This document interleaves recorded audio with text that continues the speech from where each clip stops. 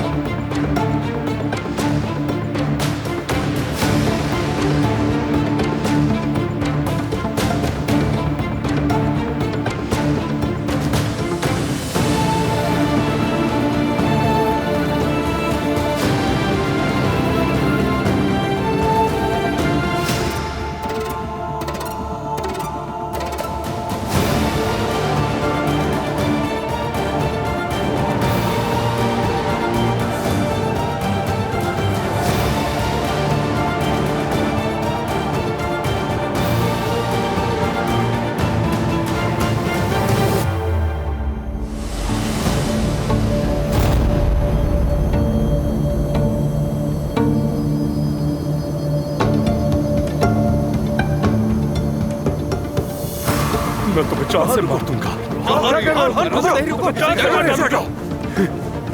कान बस करो।